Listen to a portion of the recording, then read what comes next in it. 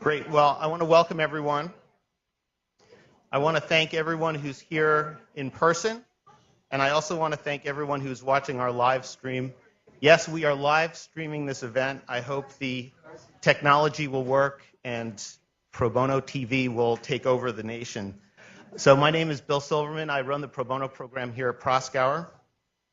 And I do want to recognize and thank our co-sponsors, Sanctuary for Families, the CELS Foundation, the Thomas Reuters Foundation, and the Permanent Mission of France to the United Nations. So why are we here? And there are a lot of us here, which is really wonderful. This is a very well-attended event. I have a client who was trafficked on Backpage.com. She was sold, she was beaten, she was raped, she was arrested for prostitution, and on at least one occasion that I'm aware of, she tried to kill herself. I have another client, also trafficked on Backpage.com, arrested for prostitution. I tried to reach her yesterday. I was very worried. In fact, it turns out she's in rehab because she's addicted to painkillers. Both clients repeatedly were physically and psychologically abused, and while they were arrested, their traffickers, as far as I know, have not been arrested. We need to do more to combat online sex trafficking. It's out of control. There's a great human toll that it's taking, and we need to do something about it. We need to build a broad coalition. We need to protect victims, and we need to stop arresting victims. We need to ensure that the criminal justice system no longer becomes a vehicle of injustice. So that's why we're here. There are too many people to acknowledge by name, so I'm not going to try. I would like to single out our district attorney, Cy Vance. I want to thank you for your leadership. I want to thank you for being here tonight. It means a lot to us. And now I have the great honor of introducing our first speaker, Francois Delattre, the French ambassador to the United Nations. He has a long, distinguished career in foreign service, in public service. And as you know, France is a member of the Security Council, so it is an honor to have someone of his diplomatic stature here with us tonight. To the ambassador and to the nation of France generally, human trafficking is not a secondary issue, not at all. In April of 2016, important legislation was passed in France, which does a number of important things. First, not arresting the victims, prosecuting traffickers, and creating a national policy of prevention, education, and training. This model, otherwise known as the Nordic model, or maybe the French Nordic model now, is really the model for the rest of the world to follow. So please help me in welcoming the ambassador to the podium.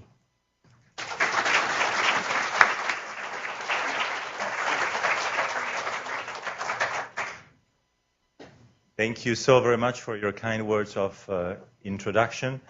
You all know the long tradition of French modesty and humility, so you made my day. On a more serious note, and it's great also to see again District Attorney Cyrus Vance, to see all of you, many friends and familiar faces, and I'm glad to greet. So on a more serious note, it's a great honor and pleasure to be here with you this afternoon, this evening, to speak about a very important issue, obviously, since our meeting is mostly devoted to combating online sex trafficking. So I would like to start by expressing my warmest thanks to all of you, with a special word of appreciation to our partners and co-hosts for organizing this meeting.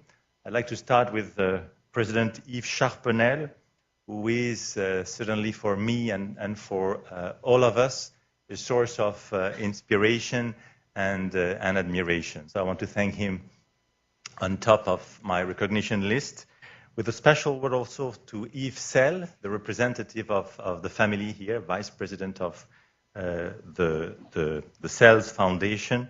The CELS Foundation deserves really our appreciation and admiration. I've learned to know them along the years, and they are committed to the issue we are dealing with like no others. So I really want to thank you all, and to thank Yves in particular. A special word of thanks also to Proskauer, our host tonight. This is very important to be with you, and I know also your commitment to this fight. I want to thank also Sanctuary for Families and the Thomson Reuters Foundation. So it's a great privilege, as I said, to be part of this conversation, which has become, as you eloquently said, one of our vital, crucial causes at the UN, where I must say we're mentioning with Yves and others the French-American cooperation partnership at the Security Council and at the UN as a whole. And I must say that with my colleague, Nikki Haley, we have developed over the last year or so a true partnership, including on this very cause that you are promoting. So these exchanges with representatives of civil society and the private sector are extremely important and valuable. And since you encourage me to say it, I must say that we as France, we want to remain at the forefront of international efforts to fight against online sex trafficking in particular. I don't want to be too long, just a few words on the cause that we are fighting for. Trafficking in persons for the purpose of sexual exploitation still constitutes one of the most widespread forms of exploitation today, and to say it diplomatically, a grave infringement to human dignity.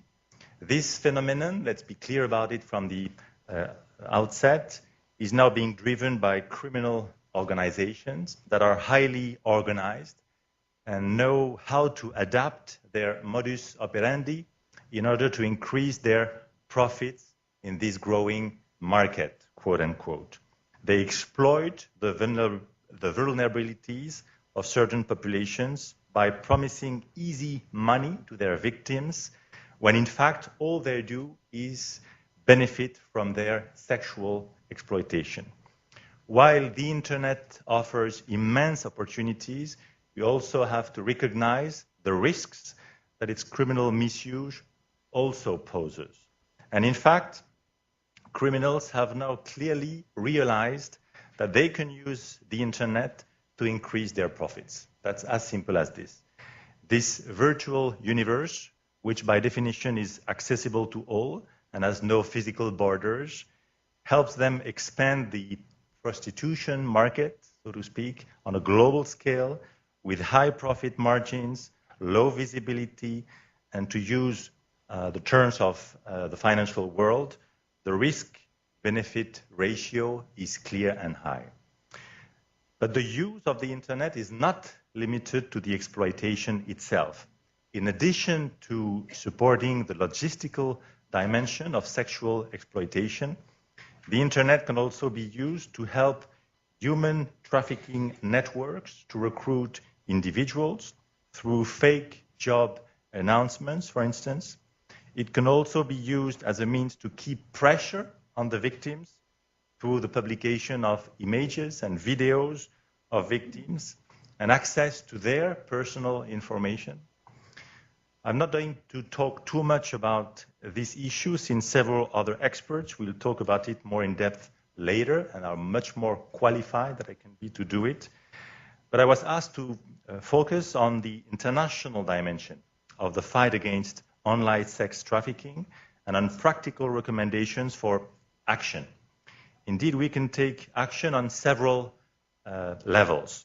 First, all states have a responsibility to take action at the national level in accordance with the relevant international conventions, and in particular, the Council of Europe Convention on Cybercrime and the United Nations Convention on Transnational Organized Crime and its protocol on trafficking in persons.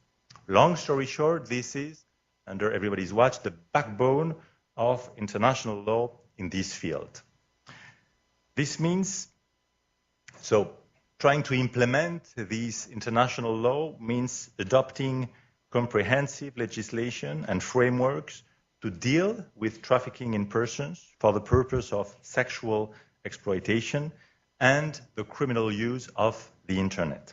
As you may know, in addition to our national plan of action, France adopted a new and important law in 2016 to strengthen our legal framework for combating sexual exploitation.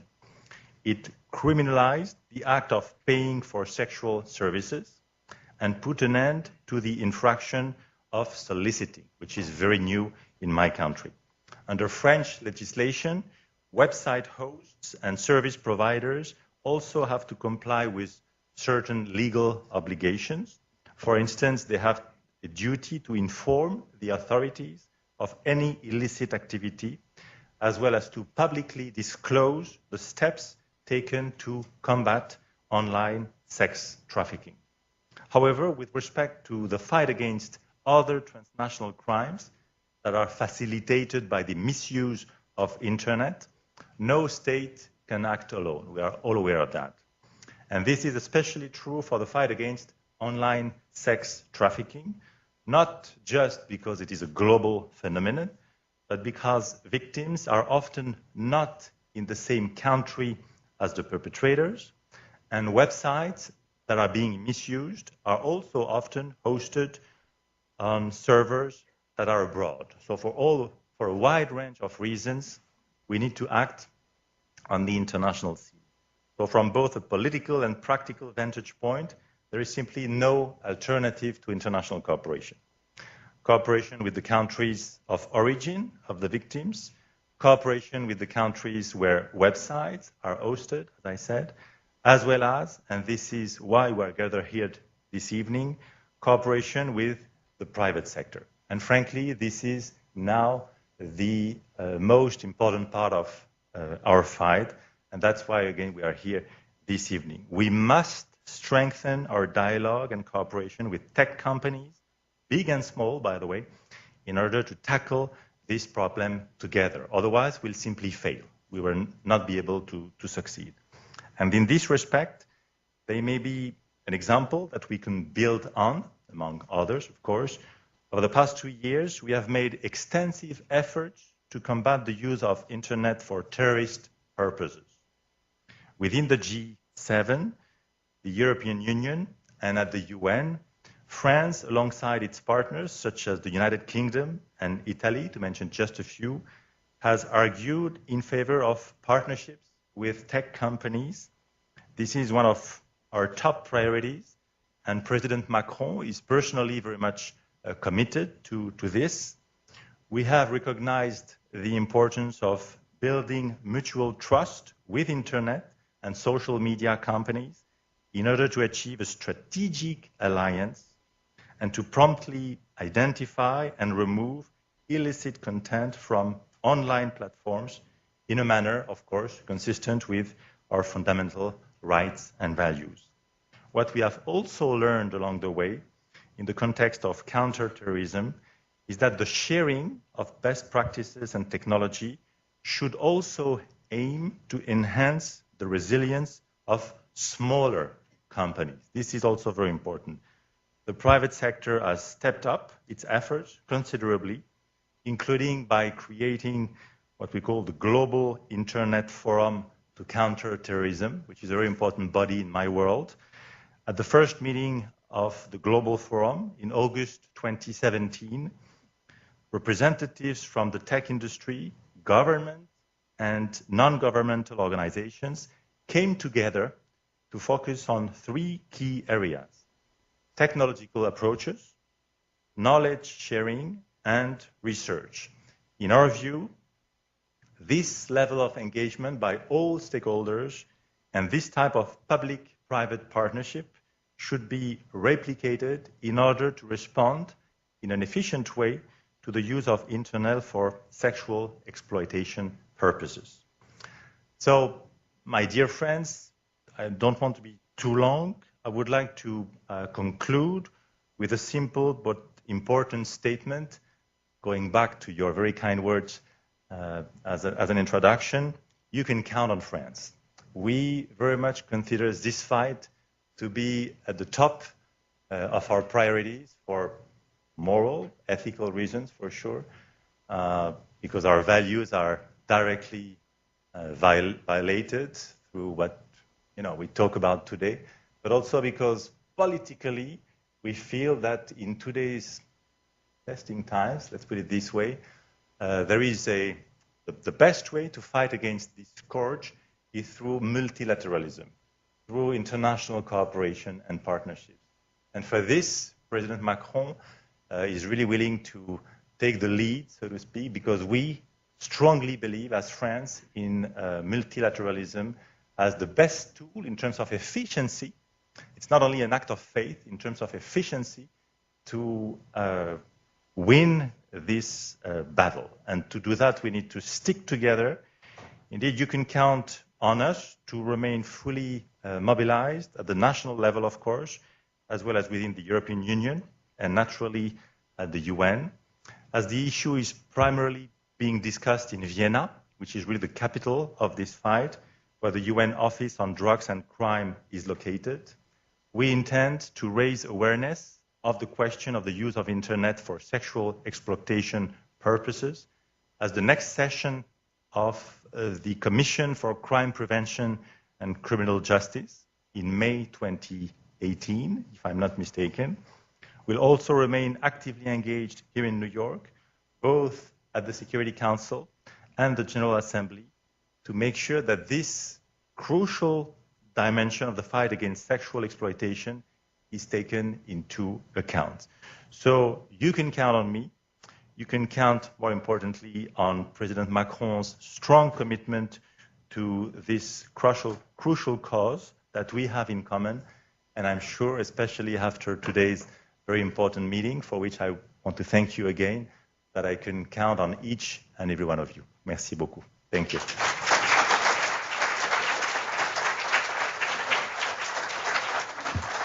Thank you, Ambassador. Thank you, France. Our next speaker, Monique Villa, the CEO of the Thomson Reuters Foundation. Since her appointment in 2008, she's transformed the organization, creating a number of programs.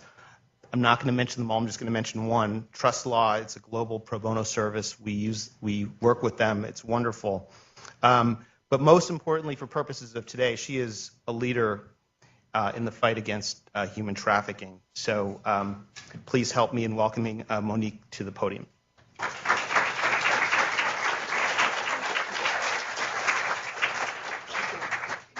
Thank you and good night, everybody. It's a pleasure to be here with you all.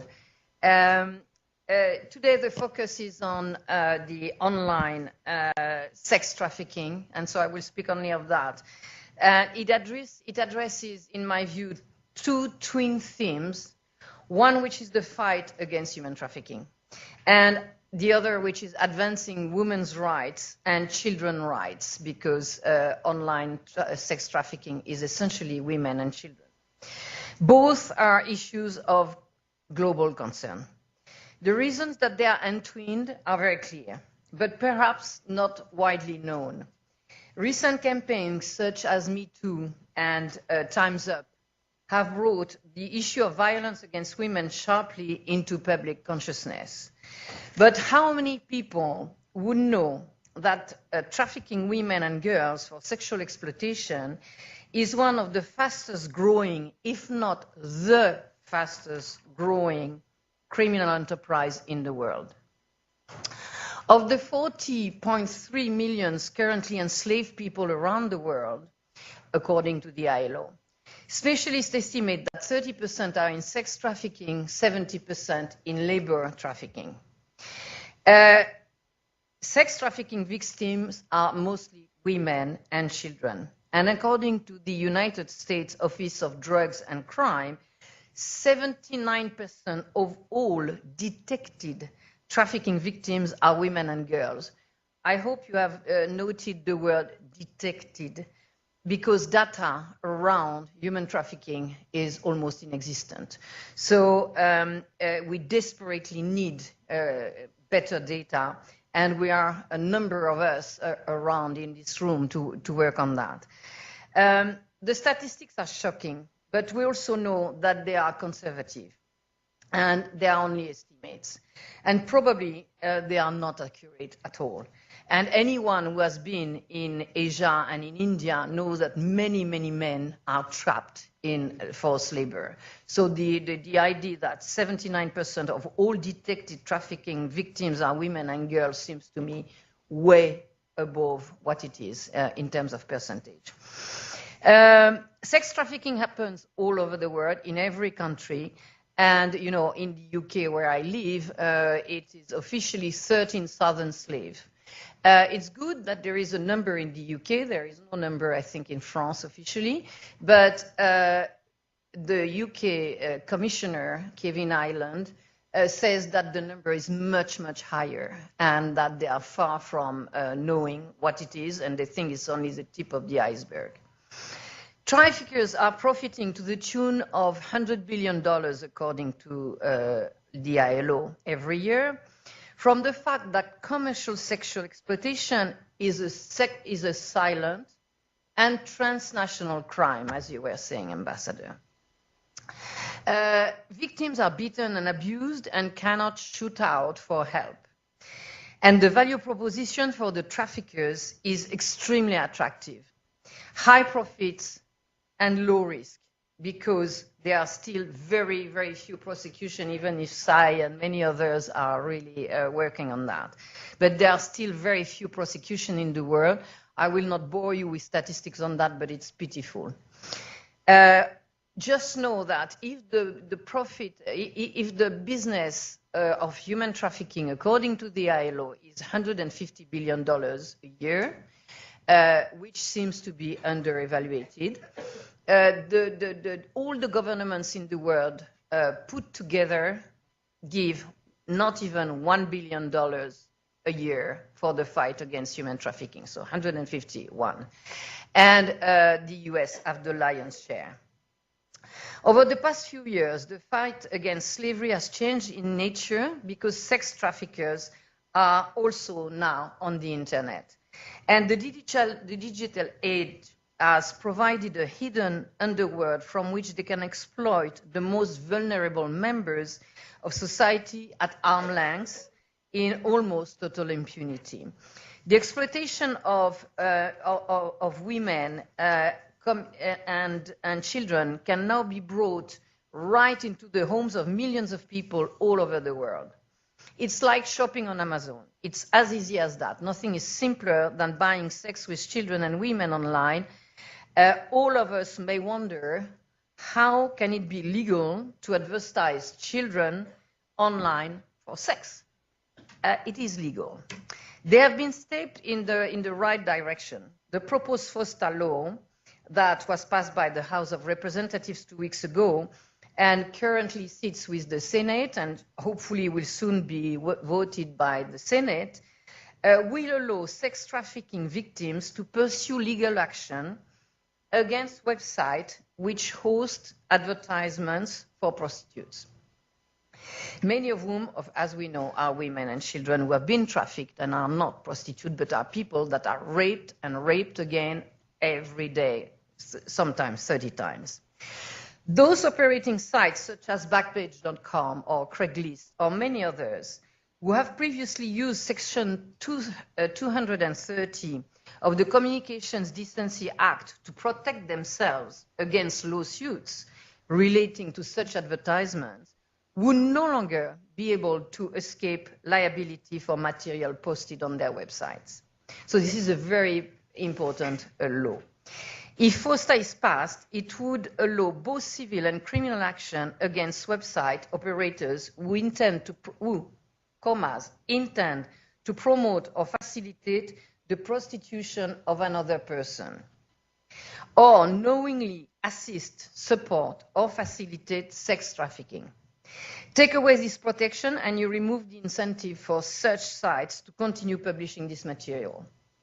So it's very important that it is voted.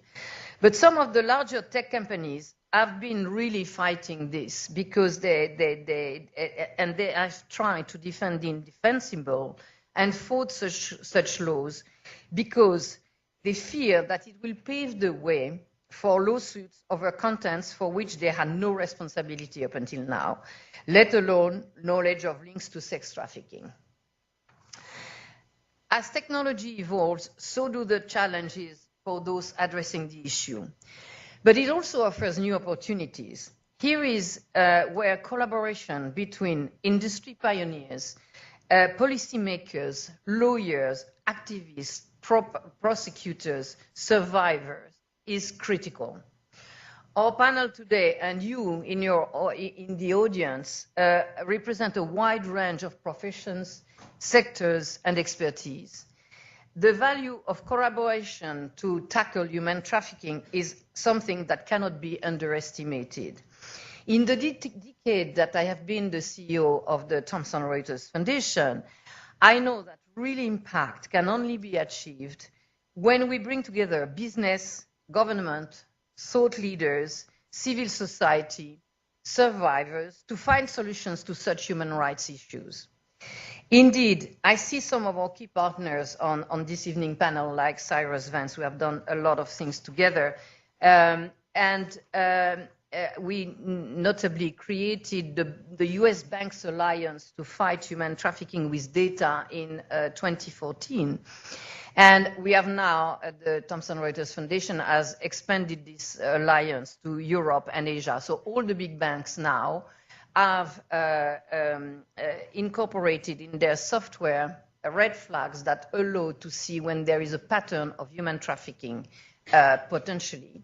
And if they see such red flags alighting, they will share with law enforcement. So it has allowed to be able to prosecute on other things than just the force of the victim, but also through data.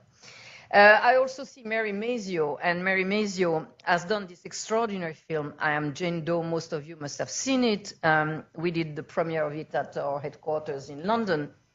And she presented an action at the Foundation Trust Conference 2 years ago, I think, alongside Carol Robles-Roman from Legal Momentum, on precisely the issue that we discussed tonight. And this is after 2 years of efforts from Mary, from Carol, from many others, that this law finally is going to be voted.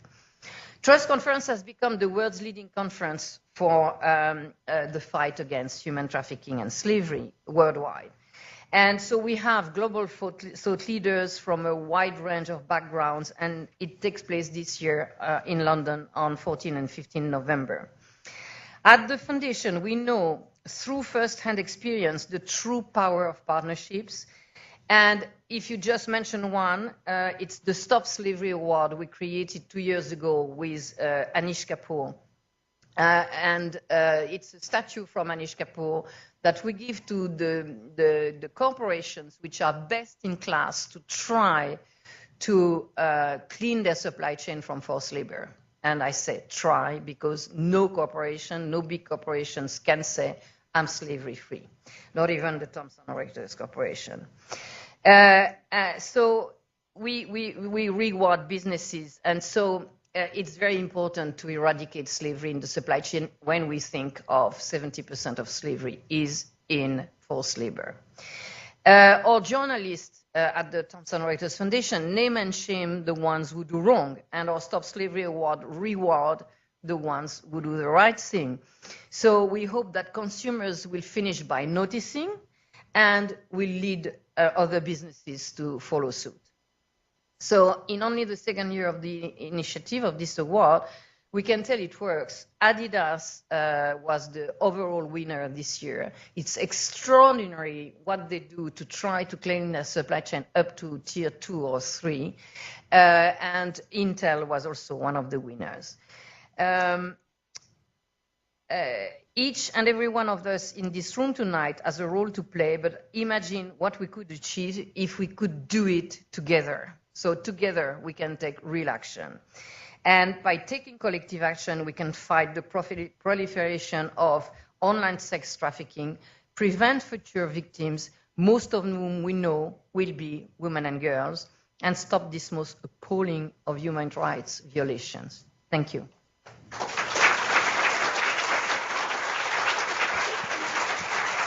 Thank you very much. I'd like to turn this over now to Dorchen Leithold of Sanctuary for Families. She's not French, but she is still a leader in the fight against human trafficking. Thank you so much, Bill. And to kick off our panel, we're going to shine a spotlight on the reality. And I'd like to ask our moderator, veteran journalist Bob Herbert. I believe everyone has a participant book that was prepared by the Cells Foundation that has the biographies of our panelists, speakers, and moderator.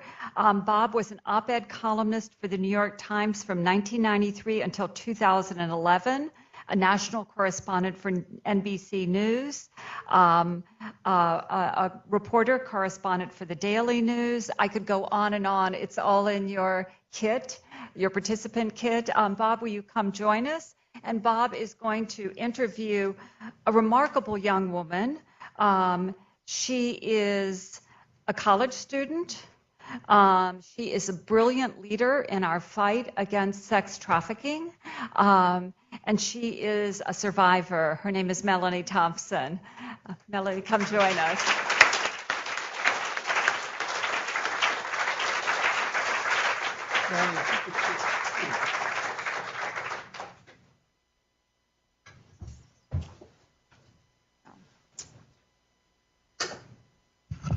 Every time I hear that bio, I'm getting older and older.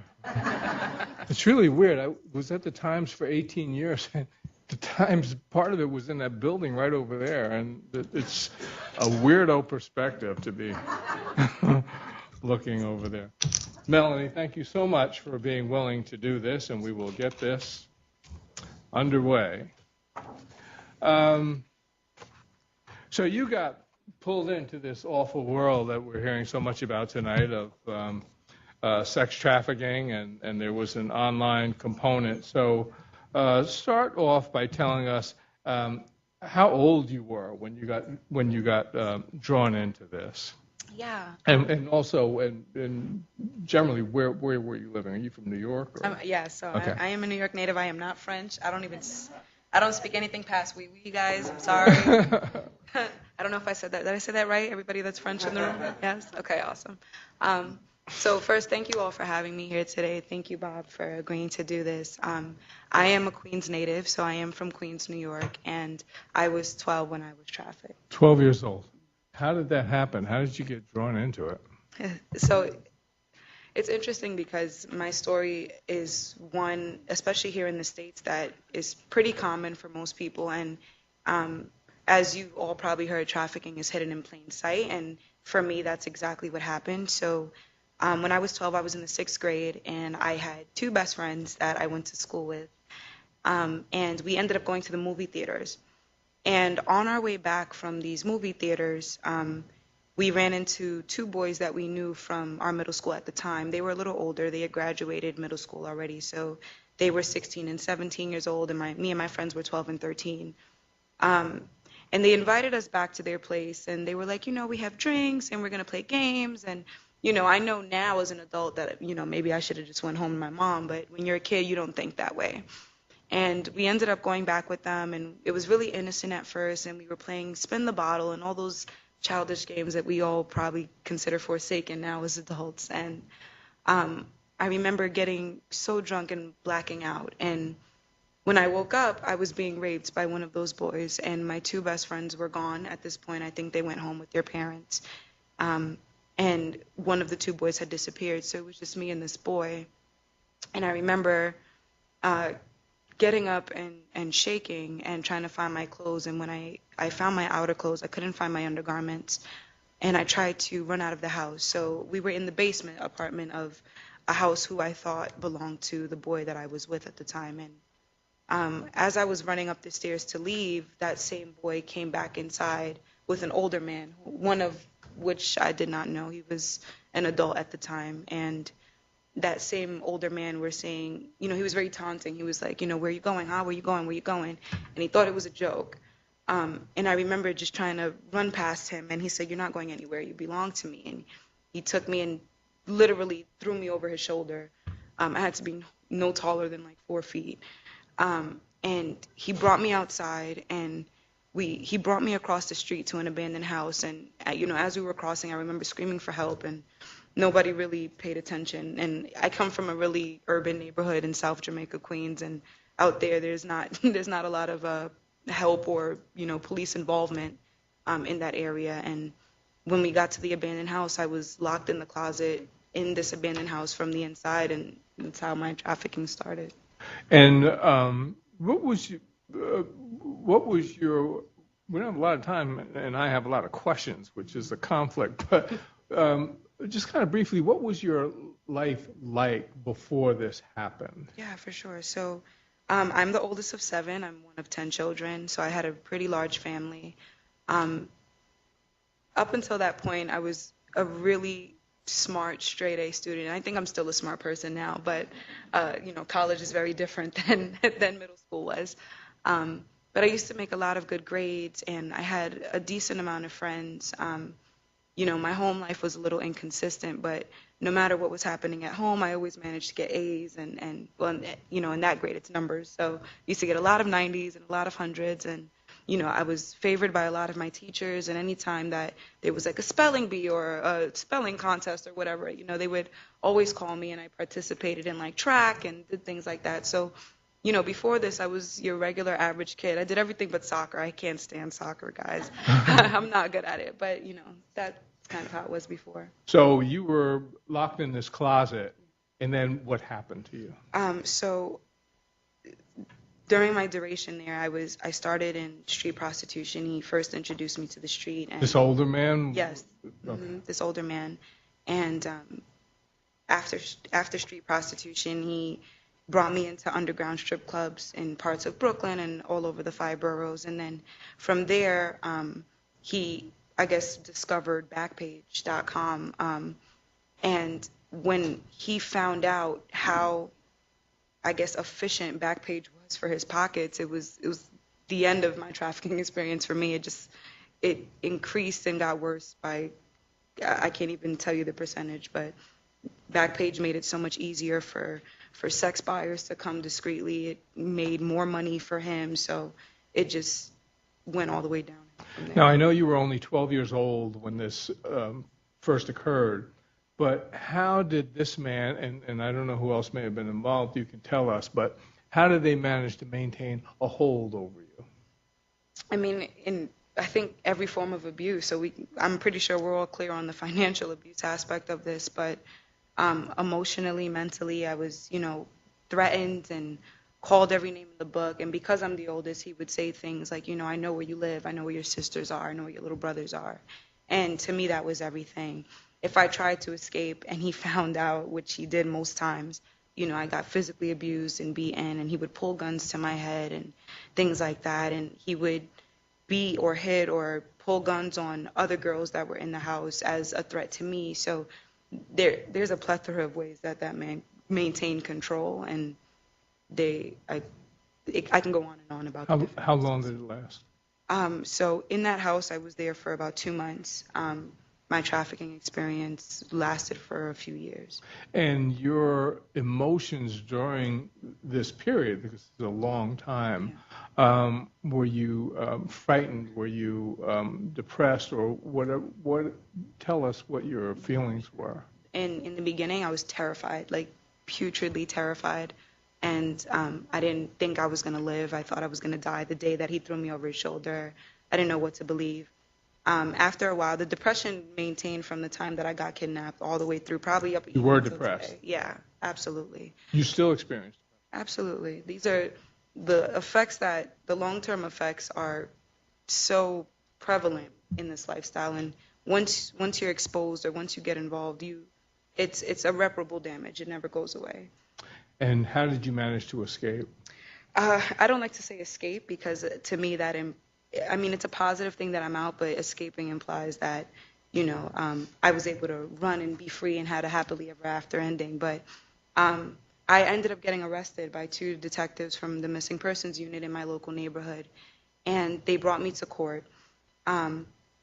And from court, I was sentenced to higher levels of care. So I've been through different institutions and then ended up in the foster care system.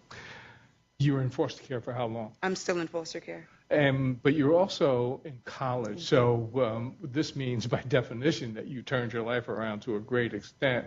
How did you manage to do that? It took and still takes a lot of work. It does. But I kept, there were many times that I felt like giving up on everything, advocacy, my personal like self-esteem and all of these different things. But I realized that there's so many people that I've left behind in the lifestyle, and I continue to this day to use that as motivation for me to keep going and remembering how many people do not have this opportunity right now to sit next to you and talk to you and tell you about this, and I think that gets me through my day-to-day. So what we're trying to do tonight is, one, throw a spotlight on this issue, but also try and get some ideas about what we need to be doing, how we can help people, what we can do to stop some of this exploitation. If you were going to make a couple of suggestions to us tonight about how we could help other young women and girls who find themselves in this situation, what are some of the things that you'd like to see happen? It's a difficult question to answer because I can't control all of the abuses, but I do think that we need some stronger laws and stronger penalties for the people who are exploiting. I think that we need to focus more on survivors and survivor leaders because we know best how to, I guess, approach physically those who are still in the lifestyle, because it's difficult for a lawyer to come to somebody on the street or, as I like to say, in the trenches. So I think working with us in partnership, passing stronger laws, and just having more of these conversations and hearing from different perspectives from different people and survivors and learning more about the issue. And my final question is, how would you describe your life now? Oh man, I don't even know what to say. A roller coaster. It's still a roller coaster. Yeah, it's a long one. It hasn't ended yet, but definitely. Are you reasonably happy? And do you feel you're making progress? I am. I'm making a lot of progress. Congratulations. Thank you so much. Thank you. No, of course.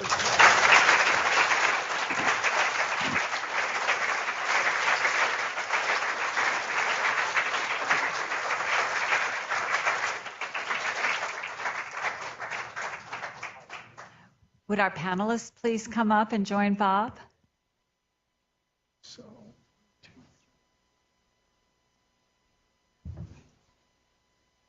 all right. Is this just a free-for-all? Yeah, where would you like us? I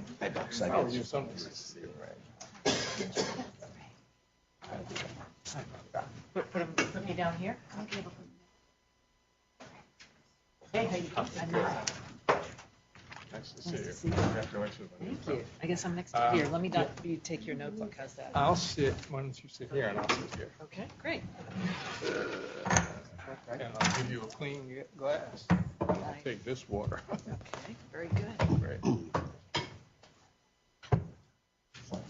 And there are detailed biographies in your participant kit, but from your left to right, we have Val Ritchie, really an extraordinary prosecutor, assistant district attorney from Seattle, who's been in the forefront of affecting change. Immediately next to him, Ambassador Pers Anders Sunesson, Sweden's ambassador, dedicated ambassador on human trafficking.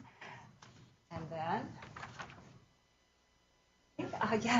and then Angel Nguyen Swift from Enigma. Next to Angel is Manhattan District Attorney Cyrus Vance. To Bob's immediate right, Mary Mazzio, former law firm partner, producer and director of I Am Jane Doe, and leading the campaign for Fosta Sesta. And right next to Mary is Julie Cordua from an extraordinary NGO, Thorn, working to address child sexual exploitation and abuse online. All right, so what we're going to try and do, we're going to try and keep it from being too unwieldy, but I'd like it to be more or less of a conversation. I'll ask questions of specific individuals but if someone wants to make a comment on whatever the topic is, please feel free to just pop in and converse. And also, if there's something that you'd like to say or talk about that I don't bring up, don't worry about it. Just bring it up, and we'll plunge into that as well. So I'll get things rolling by asking specific conversations, but you guys can talk back and forth to one another. And I will start with Ms. Mazzio. Oh, thank you. Who produced and directed a wonderful documentary, I Am Jane Doe. And I think of this film as taking this issue that we're talking about out of the realm of the abstract, and the film itself focuses on the real world of real people. So congratulations on that. So if we can start, can you tell us a little bit about your film? So I am JaneDoeFilm.com. For any of you that haven't seen it, it is in all languages on Netflix. And the film actually chronicles the story of several children who were bought and sold on Backpage.com as children, 14, 15, and 16 years old, and filed suit against Backpage. And by and large, these suits did not go well because of an antiquated Internet Freedom Law, Section 230 of the Communications Decency Act, which basically shields online intermediaries for any third-party content, whether it's a pimp putting up an ad, doesn't matter. And even if the website, as we have discovered in America, even if the website is criminally complicit, fully protected, which is kind of shocking to think about. And so we tracked in real time the stories of these children, and a Senate investigation erupted in the meanwhile, and it was off to the races. The First Circuit ended up deciding one of those cases in Boston, and that was, I think, what created the urgency for action. And the First Circuit said, you know, children, we're really sorry, but even if Backpage was a co-conspirator, they are inoculated. Go to Congress. Go find a legislative solution. And that's what the children did. And their families began an incredible mobilization sort of project. And fast forward to where we are today. The film just got crazy press, which is always helpful. So, Bob, you're going to have to give me your card after. But part of it was so many journalists could not believe that this was legal to host ads selling victims in this country. I mean, it was just sort of mind-boggling. And so fast forward to today, there's legislation that just overwhelmingly passed the House of Representatives and is headed to the Senate floor. And when Cy, you and I talked earlier today, we thought the vote was going to be Monday or Tuesday. We've just learned that there may be some amendments proposed by those that are not excited about this legislation. And as I said at Cy's press conference earlier today, we thought, you know, this was going to be a really thorny legal problem with Backpage. Instead, we have found that our greatest foe in all of this is Google. Who said Google? Okay, my friend, ding, ding, ding, ding, ding, right? Google and their funded, various funded advocacy groups, and they have been brilliant in their campaign. And they've done two things. They have really tried to transform the conversation into one of innovation and free speech. And the reality is these online intermediaries are most profitable when they can monetize content, because let's not forget, they are, notwithstanding the like sweet little emojis at Halloween and Christmas, they are a data mining ad firm. They are policing content, monitoring content. They just don't want responsibility for any of that content or the money that they make off of that. And that includes not just Backpage, but Google. One of the questions I had as I was watching this film was a journalism question, because I was always looking for individuals who could illustrate whatever issue I was writing about. How did you get these young women and their families to allow you to tell their stories on camera? You know, that's a great question, and it was not easy. I showed up, and originally Liz McDougall, the general counsel from Backpage, was going to be in our movie. And then the Senate investigation ramped up, and she was sort of like, okay, this is a lose-lose proposition. And I said, well, that's unfortunate. I think it's really important we hear your perspective, but without you, we will forge ahead. And then I met the Jane Does. And one of the young women, she was 13 when she was stranded at a Hardee's. It's the same kind of story, right? 6 hours later, she's up on Backpage. And she said, I've been burned, I've been stabbed. And she's like, why would I ever want to tell you about that? And I said, oh, listen, I get that. Like, and she said, what are you going to do with my story? What change can you possibly hope to have? And I said, oh, my God. And she looked me up and down, and I said, I'm going to do the very best I can to take your voice and amplify it. That's what I'm going to promise you. And she looked at me, and she said, do you have a daughter? I said, I do. And she said, I am doing this for your daughter. Wow. Would your daughter do this for me?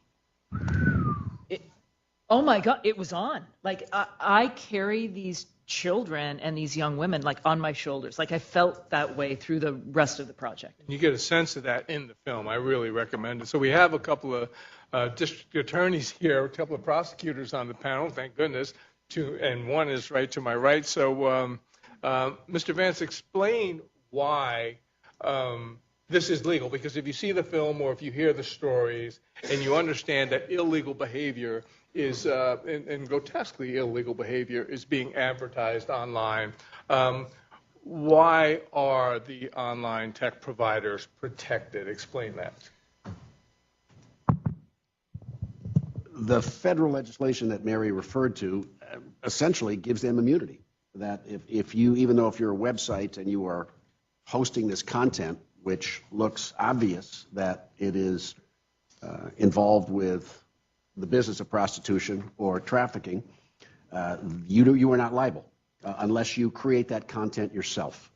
And I think the web hosts like Backpage have gotten very smart, and they are making sure that they don't have fingerprints on creating content. And I think, in fact, Mary probably knows better than me, there's quite a bit of evidence about how they may work to help the business, the prostitution business, the trafficking business, actually market their business on the website in ways that do not attract the attention of law enforcement and also distance their fingerprints from creating the site. So it's a pretty sad story. But in America, we do have these laws which, in the world we live in today, are completely illogical, counterproductive, and offensive. But we have to change the law. And when that happens, and I believe thanks to Mary and thanks to the survivors and so many people here, when that does happen, it will enable the federal government first to hopefully hold these sites accountable if they either knowingly or recklessly promote trafficking and prostitution, and will then permit state prosecutors, if states like New York follow that lead and create their own laws, to go against those providers as well. Currently, we cannot, because these sites are protected from not just federal prosecutors, but the legislation creates immunity from state prosecutors as well. Got it. At the far end, we have Val Ritchie, who is a prosecutor in King County, Washington. And if you could tell us a little bit about the role of this technology that we're talking about and what your office actually sees. What's the kind of crimes that are, I don't know how you describe it, promoted by or filtered through this technology, and how do you attack that? Well, how long do we have? Here's the problem. I think it's a reasonable question from the audience right now to ask, well, you're in law enforcement. Why aren't you guys getting these traffickers? So let me explain the problem. I live in a county of 2 million people. On average, we charge about 25 to 30 trafficking cases a year. At its peak, Backpage had 34,000 ads a month in our city. 25 cases, 34,000 ads. I'm never going to get there, right? We can work all day, every day on this, and the scope is just too big. And so we can, law enforcement's a crucial part of this, but they're not the silver bullet. We need all hands on deck on this. So if we're going to worry about trafficking in hotels, we need hoteliers to come to the table. If we're going to worry about trafficking online, we need the tech companies and the platforms to come to the table. So one of the things that we have done is to try to develop some tools to combat that situation, to try to expand our scope.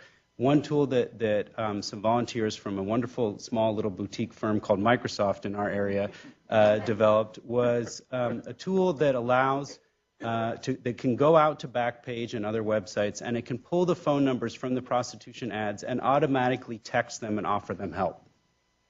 And through that, in a span of a year, they were able to get 30 women into services offline without a single arrest of those women, right? What a great tool that the advocate-victim relationship can start with a conversation instead of an arrest. That's amazing. So the second tool that they built was the mirror image of that, which is a robot that can pose as a person in prostitution. And this robot, you can post an ad on Backpage, and when the buyers start texting the ad, the robot responds. And they engage in a conversation about all the things that are going to happen for money. And then the robot says, oh, and by the way, buying sex is illegal, and we are now tracking your information. And if you'd like services, you can go to this. Well, that's a real buzzkill, obviously. But the difference with the technology here is that while a law enforcement officer can only email a few people at a time, the bot can talk to thousands. And so what we're doing is we're taking technology from being a massive liability and turning it into an asset. And I think that's the cultural shift that's next. Ambassador Sennison, we've been talking about this problem in the United States, but it's obviously an enormous international problem. Can you just, I'm not sure how you'll do it, but if you can give us a sense of the scope of how vast this issue is and the way it travels across national and international borders. Well, that was a tough one. Thank you. I'm used to the easy part of asking the questions. Yes, I really don't know how to answer that question. I mean, we all know that this is a booming industry. It's a lot of money in this industry. I was told that the sex industry in the world, the turnaround is about $3,000 a second. And with the internet and everything, knows no borders, it's a huge problem.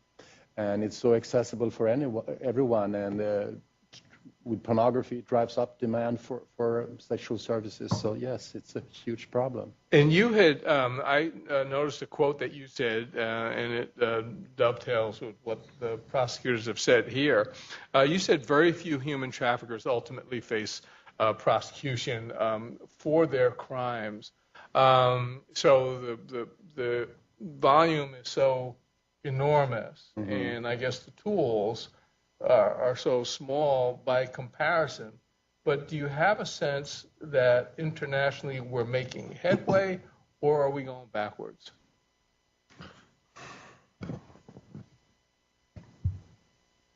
Sad to say, my opinion is that we're going backwards, that it's a real challenge when it comes to this, yes. And like been said before, I think what we need to do is to address demand even more than we're doing. And, most countries, like it's been said before, have legislation in place. We have international frameworks, but still we have different approaches on how to deal with this. Some countries, close by Sweden, they allow prostitution, legal brothels, which keeps demand up high. And as long as we have different approaches to this, the organized crime are going to thrive. Ms. Swift, you've been both a prosecutor and you're also a data specialist. And we don't ordinarily, or most people I don't think, make the connection between financial institutions and this fight against human trafficking. But you're right in the middle of that mix. So can you talk a little bit about what you do and how data can be used to help us fight this problem? Absolutely. I think you heard many times already that this is a business. So I focus a lot of my attention today on thinking about how financial institutions can detect activity that may be indicative of human trafficking. So I spent also the last 10 years prior to coming to a technology company at American Express leading out their financial intelligence unit. I think most people understand that all financial institutions are responsible for reporting suspicious activity. There's an anti-money laundering regulation that requires that in the U.S. and similarly internationally. And absolutely. Is this better? Thank you. So as a industry, many financial institutions have banded together to form alliances, collaborations with NGOs, with law enforcement to, one, understand how human trafficking can appear in financial data. In addition to that, understanding the kind of technology aspect, the online aspect, with that they need to also understand how this appears in digital data. The core of most anti-money laundering programs in financial institution involves first a detection of some sort of financial transaction or a series of financial transactions, and then an investigation, which includes public data, proprietary data, third-party data, understanding what relationships are within a financial institution, identifying subjects or suspects outside of the financial institution that might also be involved. But at the core of it, it's about understanding what it looks like in the financial footprint, what it looks like in the public data arena, and then being able to marry that together so that we can facilitate and support law enforcement in actually identifying the people behind the transactions and the organizations behind them. So now, today, having come out of corporate America into a startup America, I'm able to focus on understanding what data looks like from many different aspects, and then helping to educate financial institutions to detect activities that might be indicative of human trafficking and other crimes wholesale.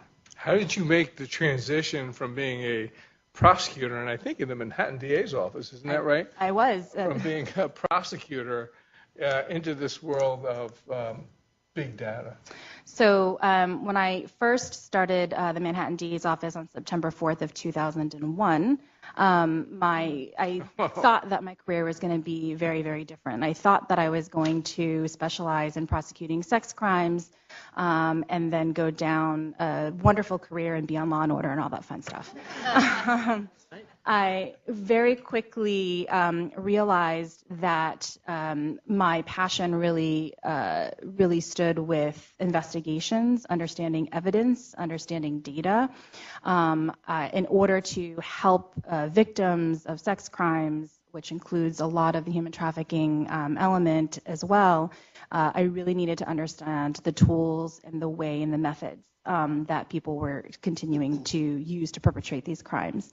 Around 2005, I would say, there was also another proliferation of identity theft and cybercrime, and understanding that a lot of violent criminals were turning to the internet and turning to a better way of making tons of money really quickly. So I then joined the Identity Theft and Cybercrime Unit, part of the kind of first group there that started to think about how financial crimes appeared through cyberspace.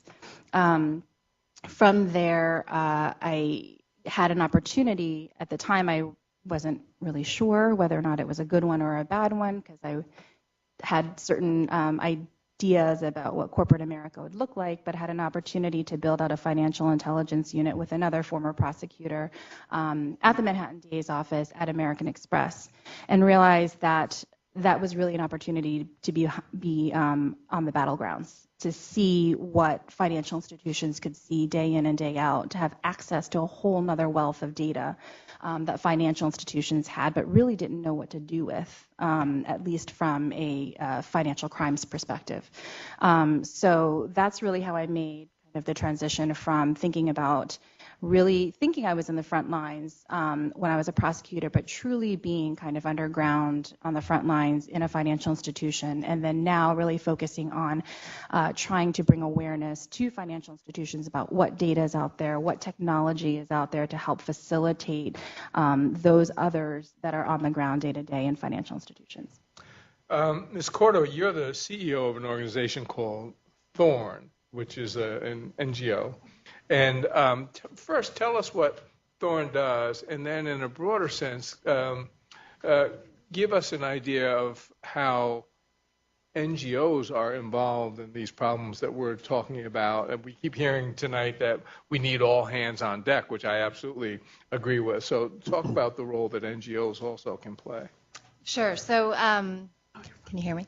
Thorn is a nonprofit that works specifically on new technologies to fight child sexual abuse. So we started focusing on child sex trafficking in the U.S. We've expanded now to work on the spread of child pornography or child sexual abuse material, live streaming abuse, and where we go from here.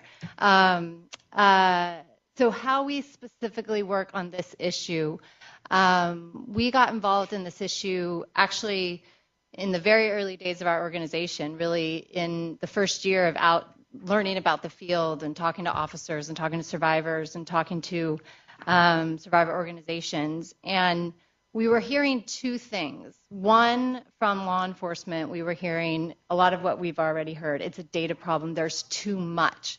150,000 escort ads posted every single day.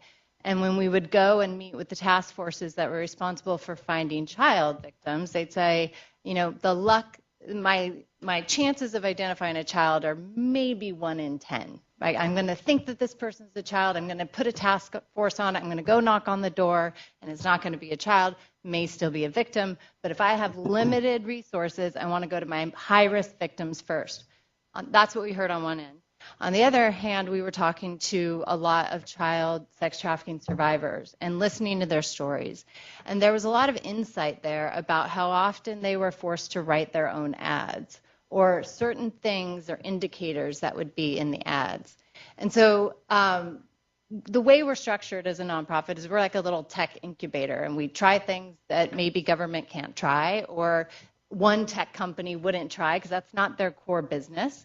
Our core business is stopping child sexual abuse, and we're a tech company, but a nonprofit that does that. So we went out and said, well, let's just try this. Could we run algorithms on escort ads and see if we can raise up the high-risk ads for law enforcement to focus on? Our first try, the answer was no. The second try, the answer was no. And we kept trying, and we got some officers to try it with us and test it in the field. And we beta launched it at the Arizona Super Bowl, and it worked. And the task force was more efficient at finding children than they had been before. Today, that tool is the most widely used sex trafficking investigations tool across the U.S. and Canada. We have 1,600 police agencies using that tool, 6,000 officers, and we've helped identify 18,000 trafficking victims in the last 2.5 years, 6,000 of which were children. And so that is part also of what we do is we say the best technology in the hands of the people who need it as quickly as possible. So we actually made that available for free.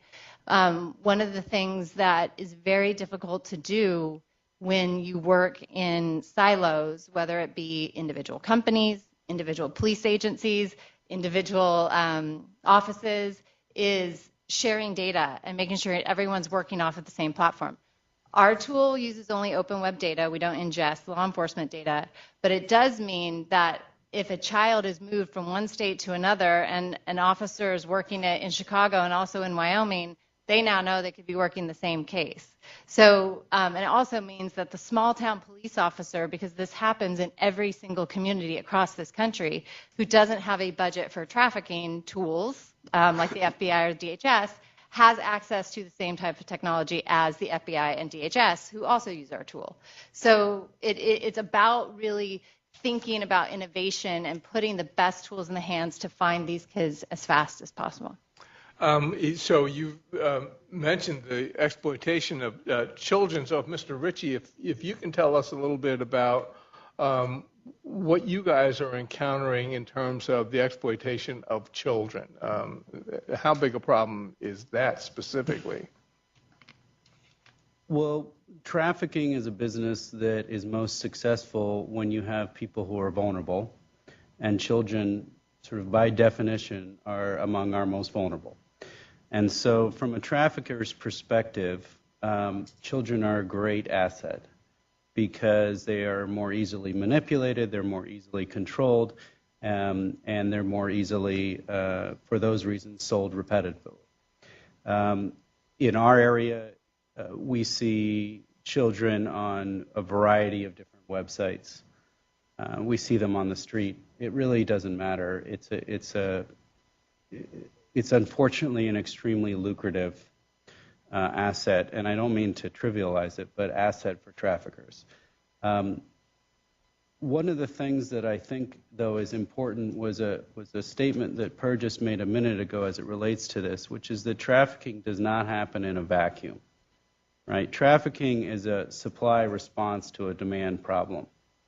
And there's a reason that children are put into trafficking, and one of those reasons is because there's a lot of people out there who are willing to pay to have sex with them. And if we don't figure out a solution for that, it's going to be a real problem. Buyers use technology in the same way that traffickers do. They have websites that are devoted to reviewing prostitution. They're called review boards. It's like Yelp for prostitution. They're incredibly toxic because it's a fraternity of people like-minded about how to exploit others. And they share information, and it becomes a forum where they can share information among each other, but also evade law enforcement. And so I think that by and large, we have underestimated the organization of this marketplace online and the role that technology plays in exploiting all sorts of vulnerable people, but particularly children. So you mentioned the organization, and we keep hearing about how vast this problem is, the enormous number. So, Mr. Vance, what kind of criminal organizations are these? When we think of organized crime, we tend to think of the traditional mafia or Cosa Nostra or the stuff I used to cover at the Daily News. What kind of organizations are these? The sex trafficking organizations that we in Manhattan have dealt with, and Carolina Holderness, who's head of our unit, is here and is doing fantastic work for us, tend to be, I would say, more localized.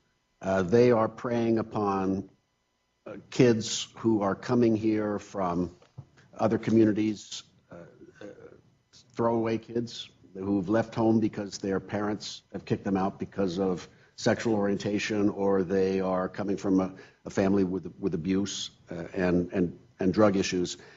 And so these are young women and men who are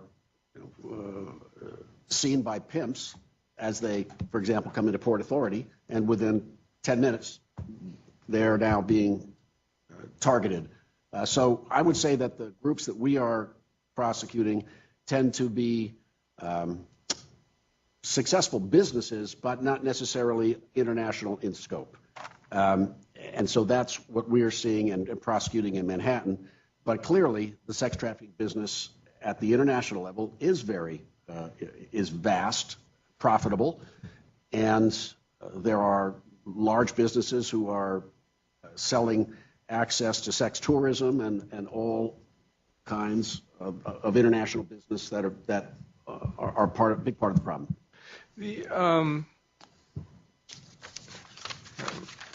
I've got too many questions here, so just bear with me. Can I ask one? Sure. So I only say this because Val and I hopped a ride together after being with Cy, and I think, Val, you really should share the statistic about your buyers, that you had an online sting and who they were and who they work for. I just think that's a really fascinating, as we're battling Google and others, I think it's a fascinating statistic you gave me earlier today. Well, that'll teach me to be quiet. Interestingly, we were in an Uber and technology platform. We were in an Uber when this conversation that I will now regret happened. But but Uber is increasingly being used by traffickers to send their victims to dates, such as it were, because they learned that if they took the women or children there, the police would get them. So they send them in an Uber instead. Anyway, so what we have found is an intersection, a different kind of intersection with technology, which is that in a large sample size, we've been tracking the occupations of the men that we catch who are trying to buy sex, and 21% were tech workers.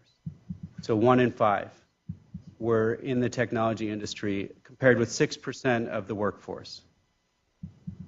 The other two most represented industries, accounting for about 40 to 50% of the buyers, were construction and transportation, so male-dominated industries.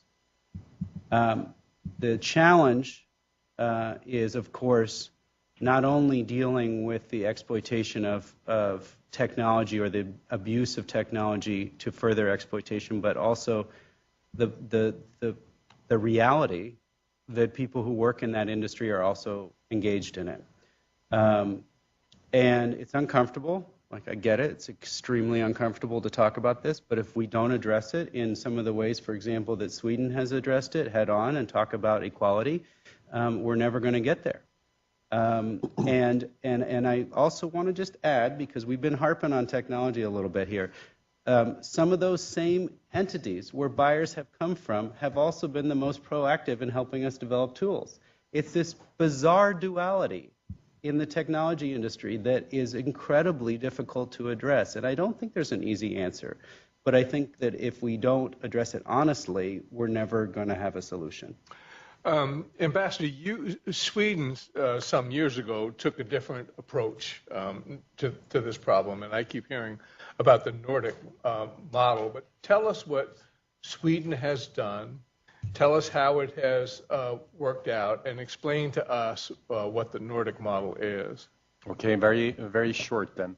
Back in the 90s in Sweden, we had a big problem with men's violence against women and gender inequality. And women's movement were very strong in Sweden back then, and there still are.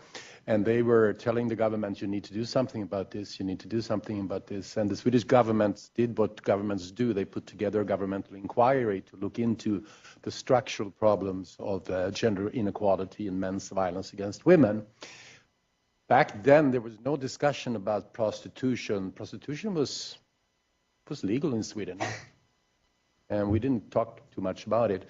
But during the governmental inquiry, the issue of prostitution came up as a proof of gender inequality and men's violence against women. And the same women's movement said to the government, you need to look into this too. And the government did what governments do. They put together another governmental inquiry, right? That did a really thorough job. They interviewed a lot of Johns in Sweden, and they also interviewed those who were in prostitution. And back then in Sweden, I would say that 100% of those who were in prostitution were Swedish girls. What if the findings were that almost 100% of the girls in prostitution in Sweden back then had a history of sexual abuse, drug problems, foster care that didn't work out, and so on. They were considered victims, actually. And looking at the interviews of the John was scary. It was really, this is the right for me as a man to do. I don't have a girlfriend, and I have these needs that needs to be taken care of, and I'm doing them a favor, and so on. It was scary, and it was a big people were mad at this in Sweden, right? So the government said, well, we don't want prostitution in our country, so what to do? Should we criminalize both buying and selling? Well, remembering that 100% of those who were in prostitution were considered victims, the government said, no, let's not criminalize the seller. Let's put the shame where it belongs on those persons who are using the vulnerable people, right? So it was a criminalization of the buyer, not the seller, and of course of prohibiting brothels and procuring and so on. And back then it was about 50% of the Swedish population stood behind this law, and today it's about 80% behind the law. And the results are really good. The demand really has been reduced for this in Sweden. I'm 54 years old, and there are still men in my age that thinks it's okay to buy sex, but my son, he's 26, and I would say that it's not a discussion. It would be unthinkable to buy sex for my son's generation. So this really, we can really measure this, and it's been done to see that there's much lower of demand in Sweden than, for instance, in Germany, our neighboring country, who has chosen a different path with legal brothels. More than 400,000 prostitutes in Germany today, 1.2 million purchases of sex every 24 hours. The demand is up high, and you know what? 98% of those working at German brothels are not, surprise, surprise, German wives, German girls, or German women. No. It's always the most vulnerable who end up in prostitution. So it's the girls from Romania, Macedonia, those countries who end up in prostitution. So yes, we're happy about this, and we think this is the only way to reduce demand, to have the government and the society say, no, we don't think it's okay to buy other people. So on this issue of demand, I'm just going to go sort of up and down the panel here. Ms. Massey, I'll start with you. Any suggestions about what we ought to be doing about demand? About demand, and the guys, almost all guys, who are buying sex. So I had an interesting conversation with my 20-year-old son around porn and how normalized porn has become for the millennials and younger. And I think when you have porn, you, in fact, one of the buyers in our film, I Am Jane Doe, Val, you'll remember, he described it as porn was the gateway drug to commercial sex buying. And I think the link between pornography, I mean, we could go on for hours, but I think we have to address pornography because it's horrific. This isn't the happy hooker, right? This is not your nice Playboy, soft blanket. We're talking about, it's gruesome and it's so violent. So I think we have to address porn as well as sort of the cultural entitlement that my friend down here was talking about. I think we have to, you're seeing it pervade everywhere. And one of the foremost experts on porn in this country was describing to me, she sent me like a little PowerPoint that she did. I literally couldn't eat for 5 days. It was so horrific. And she said, emergency rooms, doctors are seeing new kinds of injuries. And I think it's a really frightening correlation that I'm not qualified. All I know is it's observational from me. Ms. Cordova, which, by the way, we could do an entire evening on pornography in here as well. Ms. Cordova, do you have any suggestions? And in your case, if you're talking about child pornography, in many cases we're talking about women who are lured into these practices when they're 12, 13 years old. So in many cases, the buyers are buying children. So any thoughts on what we ought to be doing about demand? Well, I could go, you could go on for a while. So we work pretty deeply on both child sexual abuse material and child sex trafficking. We see them, they overlap a little bit, but honestly, they are pretty separate issues. I'll talk about the spread of child sexual abuse material for a minute. It is so pervasive, and it is the darkest secret that we don't talk about in this country or in this world. Hundreds of millions of files of images and videos of children being raped as young as babies and toddlers in circulation. So when we talk about what our children are accessing online, yes, it is mainstream pornography, but what happens when your child stumbles upon that? So when we work on that arm of our work, we first focus on identifying the victim, but then that is actually where our deterrence program started, which we then worked on a sex trafficking deterrence program. But our deterrence program started with trying to serve ads to people searching for child sexual abuse material to communicate to them that it was not a victimless crime. Because we are seeing a surge. When child sexual abuse material was traded through the Postal Service, you had tens of thousands of people participating in it. Today, you have tens of millions of people participating in the trade of violent sexual abuse material online, and that has to stop, and part of it has to be demand reduction. On child sex trafficking, I think the Swedish discussion about a generational change is incredibly important. We don't work on that set of things. Again, I love this network approach because we work with other organizations that do that work. And one of the things that I think is important is I've gone in and observed some people who do in-school curriculum. So like in California, for instance, we just passed legislation that sex trafficking has to be part of sex ed. And so when we are raising kids and we're talking about sexuality in a technology age and we have antiquated sex ed, we've really got to get up to speed here. Our kids are coming into their own sexuality in a different world than all of us did, and we have to just lay it all on the table and have a conversation. And oh, by the way, a lot of the sex trafficking conversations in schools focus on girls. We need to be focusing on boys. My son is 4. And my son and I are going to have some frank conversation. My kids and I have a lot of frank conversations. But we need to be raising boys who respect women. And oh, by the way, don't just talk about respect. Talk about buying and selling sex and why that is not a good thing. And so I think we just have to change. That is a generational change. And those are the conversations that we have to have not only in our families, but I think in our institutions as well. So that's a lot. I'll stop there. Good. Appreciate it.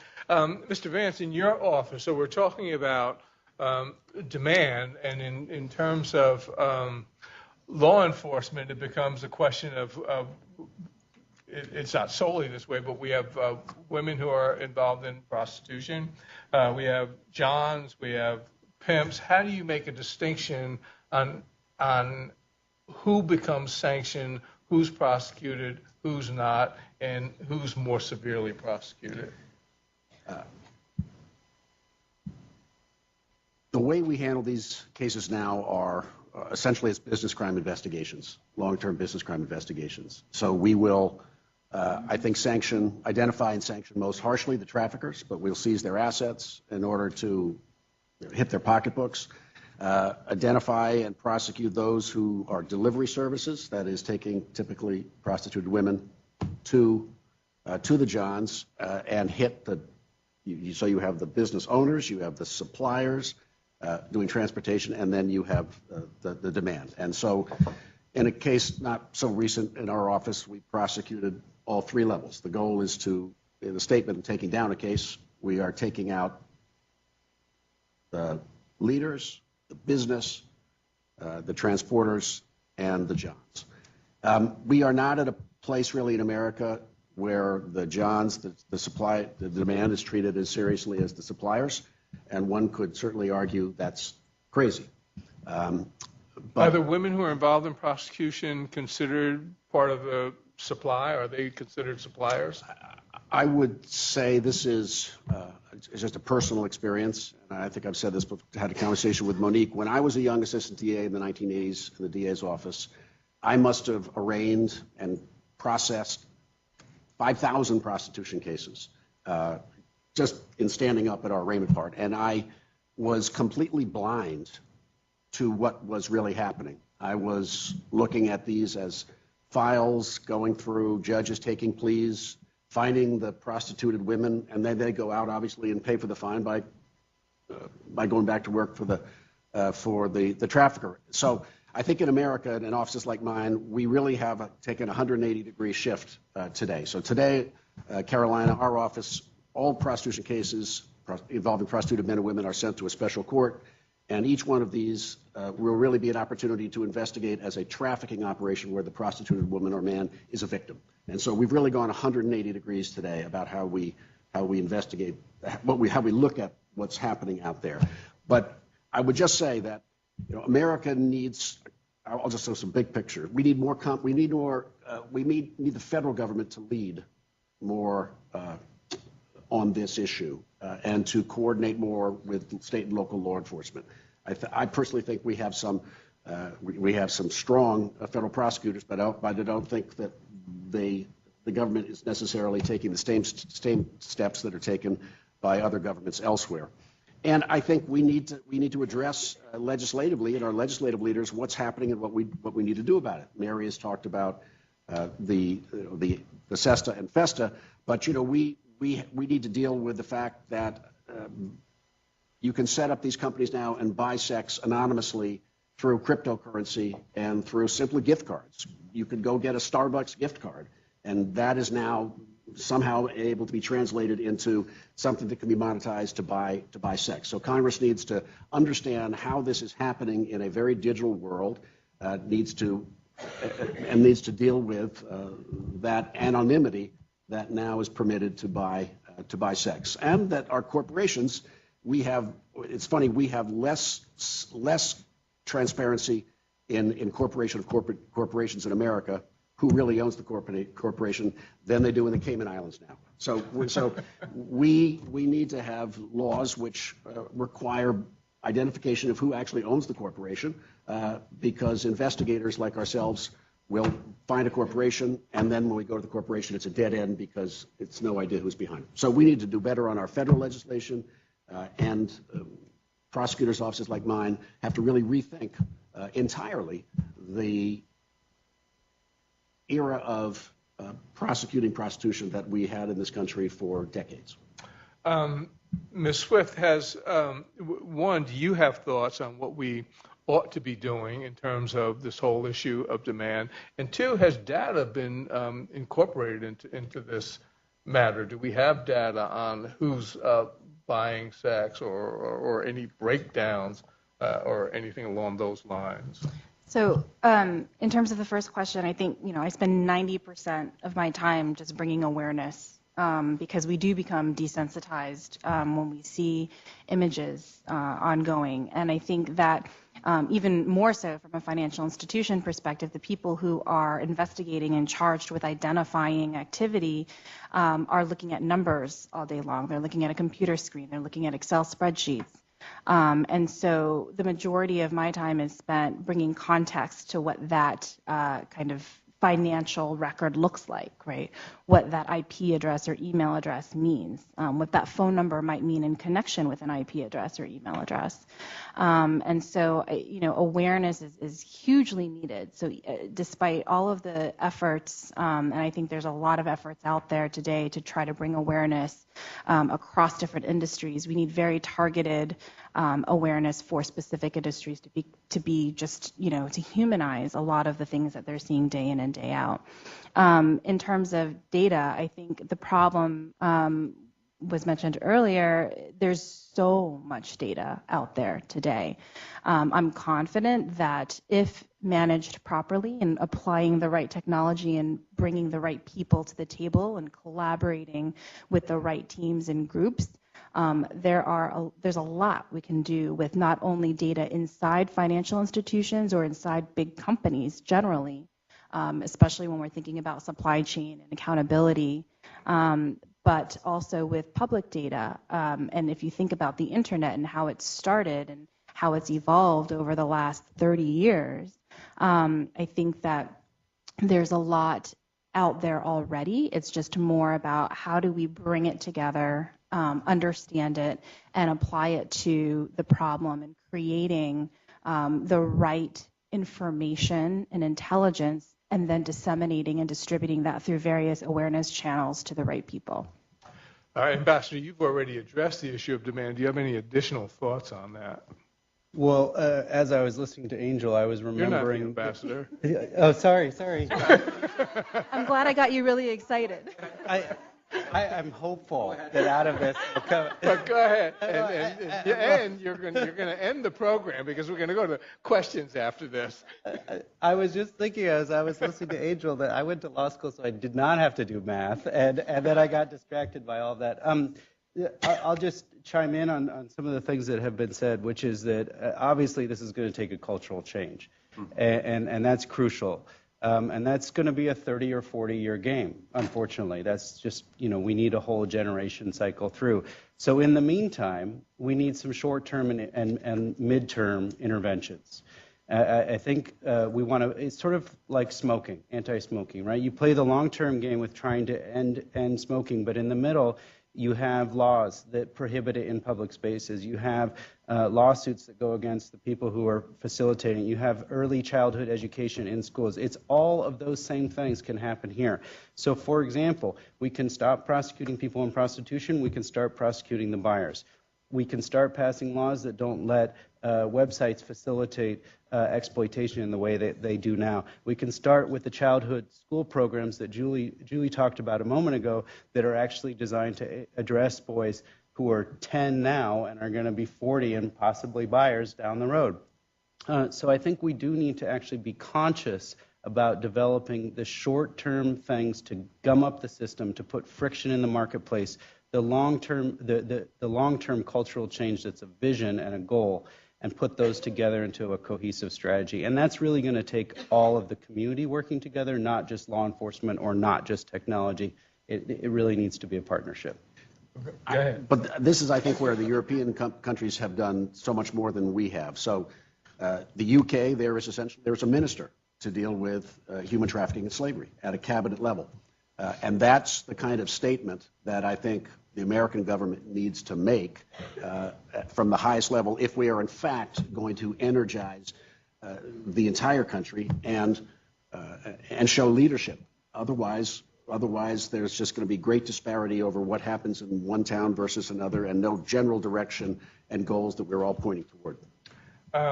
I have more questions, but we want to save some time for a Q&A, so that's it from our panelists. I think they've been terrific. Thank you very much. Fortune?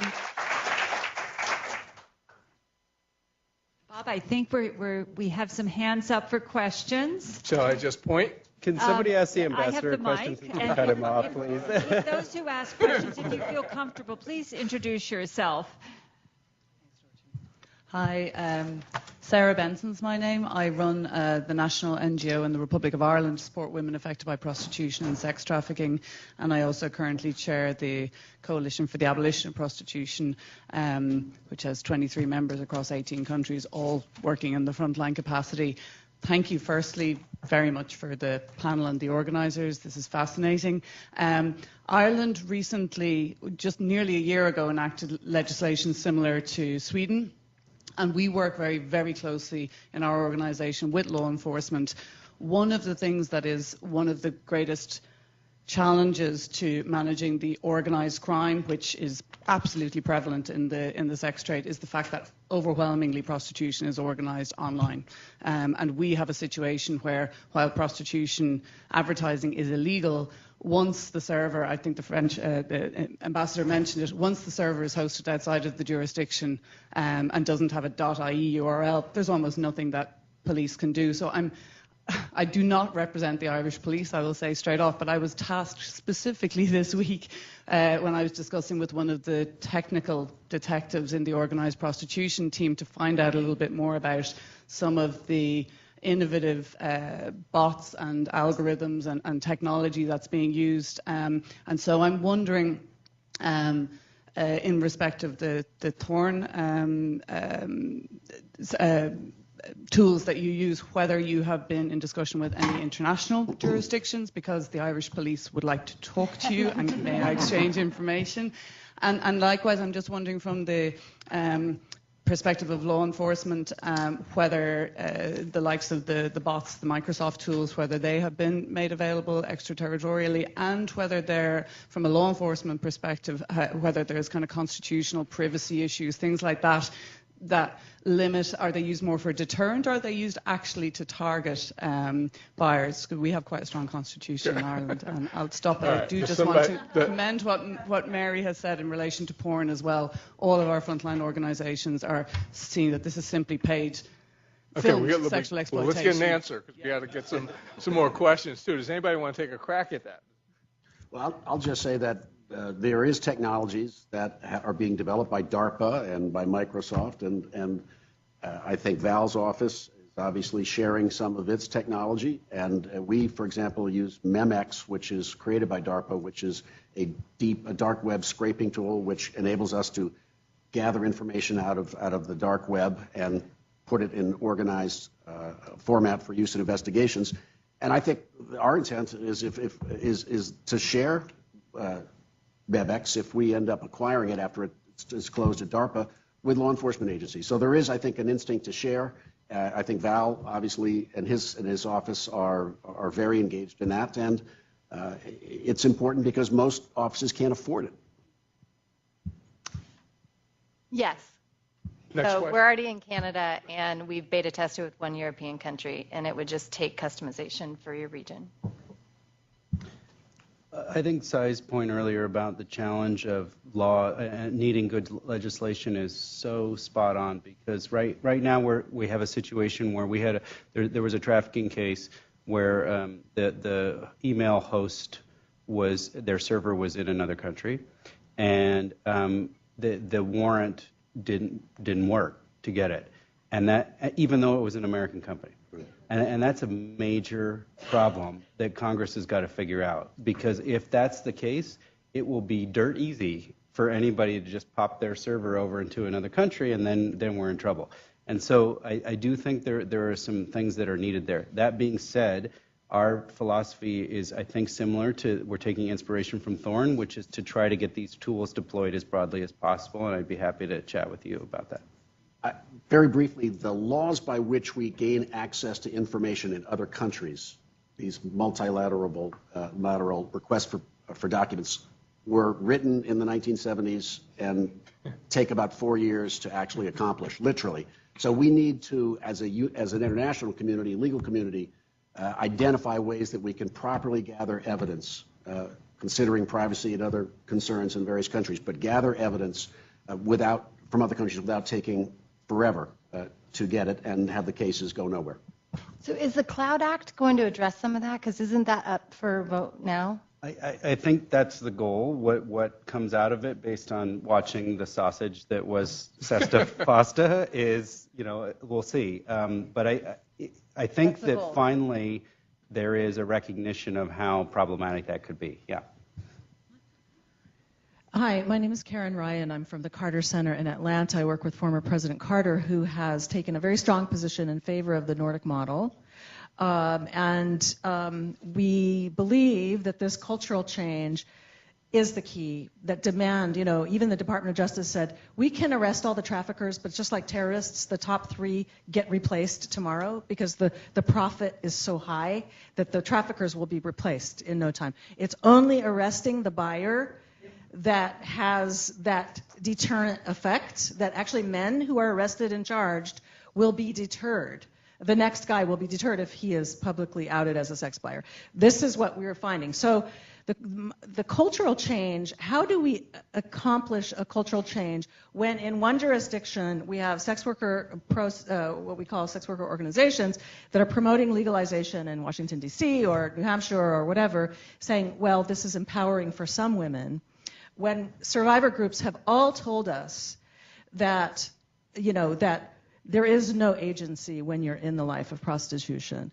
So this is a problem we have in the United States, but also globally. I would say in my world, my NGO world, my human rights friends are sort of on the legalization bandwagon, and that's a problem. When you have one jurisdiction has this law, one jurisdiction has that law, then you have safe havens for the worst practices. So, we would like to see the Swedish law globally, So but in order to do that, we need a cultural shift. So any thoughts about maybe we could talk to the woman who produces the girlfriend experience on Stars. That's a terrible piece of propaganda for the sex industry. And that's my question. How do we get people focused on arresting buyers and changing the culture? Who wants that? Ms. Mazzio? Well, I mean, that's, you look all around Hollywood, right? You've got starts with Pretty Woman, right? And the girlfriend experience. Huh? Oh, thank you. Pretty Woman playing down the street. Who knew? And I think that's the real challenge that you're talking about. Is culturally we also need, we have I Am Jane Doe. I think that opened a lot of people's eyes. You need a lot. It's like we're like a little salmon swimming upstream, honestly, with this huge cultural onslaught that really paints a picture that this is a harmless crime, that it's the world's oldest profession, et cetera, et cetera. And then you have shows like Westworld, right, where it's horrific, right, the violence that's sort of embedded in it. And I think it's this cultural fantasy, and that our young boys are flooded with, and our young girls are flooded with. So other than making content, I think you have a whole variety of stakeholders that have to get involved, including content creators. Yes. Two things. The U.S. TIP report is a good report, but I think we need a report that solely is focusing on what countries are doing to reduce demand. I was meeting with a Cambodian minister talking about the TIP report, and she said, Anders, the way the report is focusing on rule of law, which is good, of course, but it's always us, the developing countries, who end up on the tier list. What if there was a report that solely focuses on what countries are doing to reduce demand? And we're actually pushing for this now, and I'm going to do a pilot with UNODC soon, UNODC on this one. And the next thing I wanted to say was that, and the ambassador said this in his speech, we need to work together with companies and cross borders, of course. And Sweden is going to do what Norway already did. We're going to have a legislation in place that makes it possible for Swedish prosecutors to prosecute Swedish citizens who buy adult sex, outside of Sweden. And maybe it won't have that big of impact because Swedish police will not be out there looking in other countries. But what we can do is ask, and we're going to do that, ask Swedish companies to put this in their policies, of course, for all the companies who are working abroad, because they are employing a lot of people, and we're not going to ask them only to do this for their Swedish employees, but for all employees in all countries. So H&M, IKEA, and all those companies. And if we could have more countries, companies from the United States doing the same, companies from France, that would have a great impact on culture change, I'm sure. Hi, my name is Thomas Hessler. I'm director of Freedom Ladder. Our mission is to protect children using popular entertainment like comic books and online campaigns. And my question is especially for Angel and Julie and Val. And it's just about how quickly the internet and technology is advancing, like at an exponential pace. What are you doing to anticipate how sophisticated, how easy it's going to be to continue trafficking with the sophisticated technology of the future? Yeah, I mean, you just have to be in it. So you have to be in it. You have to know where it's going. I mean, one thing that is very clear is the innovation's not going to stop. So a lot of people are like, well, stop cryptocurrency or stop this. It's not going to stop. So I don't have the perfect answer except to say that one thing we need to do, similar like a educational shift with young boys, is an awareness shift with entrepreneurs and people who are on the front lines of technology. I mean, there's a lot of discussion around that, about ethics classes and engineering schools and incorporating that. But when you talk to an entrepreneur and you introduce them to the darkest side of humanity that we see every day, they don't even have a concept that that is how this brilliant thing that they built would be used.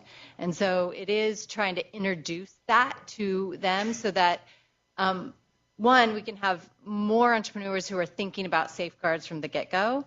And then two, I think we need more innovators who understand technology, who also understand these issues. So that's a rare skill set where you have an advanced technologist who also understands exploitation, because then you can try to develop interventions. But it is imperfect, and it's an arms race. So that's not a very hopeful answer. But to me, that's where I see reality right now. Yeah, I would totally agree. I think that the way that we've always looked at how do we find bad guys, how do we identify evidence that's going to be able to be successful in prosecution of crimes, it's understanding what they understand. They're always going to be 2-3 steps ahead. How do we kind of close that gap? So staying aware is absolutely a necessity, and then also demanding accountability. I mean, I completely agree. The accountability factor, awareness factor is a must, and then also ensuring that those who are involved, today I work for a technology company, and I think 90% of the people there are half my age, and having a conversation with them, sometimes it's about, bringing awareness to what they're doing and how it's going to impact, right, the larger good of society. But Bob, I also think we have to, as we talk about technological advances, understand that the problems that we confront as technology becomes more pervasive. So we want technology to expand, but in this area we need to understand that technology also is hiding evidence that is very relevant in these cases, and I'm referring to encryption protocols that are now on smartphone devices, Apple and Google. We have to make a choice, or someone's got to make a decision. When right now devices are created so that they cannot be opened by the companies to respond to court-ordered search warrants. That's the way it's been since 2014. That's great for privacy, and it has many positives, but there is a cost. And the cost is that in building trafficking cases, the evidence on those cases is often on devices used now by traffickers and criminals, which we can no longer access. And those who end up suffering are those who are victims of trafficking or other victims of crime. So we need, as a country, to address the fact that technology has really changed the way everything works, including how criminals work. And maybe it's not Cy Vance who gets to decide what the rules are, but right now the rules we've really left to the technology companies to decide on their own what's going to be accessible by way of evidence and not. I think we have. Do we have another question? I think we have one last question over here. Thank you. I'll stand up. My name is Esohe Agatise. I'm the executive director of an organization in Italy providing services to victims of trafficking, both in Italy and in Nigeria. We are part of the Nigerian, the Edo State government task force to bring back people from Libya and also from Europe who are willing to come back home.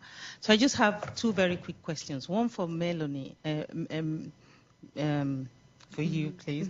Thank you very much for your testimony. I just wanted to ask you, how do you think parents and schools can help young people to come forward when they find themselves in that kind of situation where they seem not to have anyone to turn to?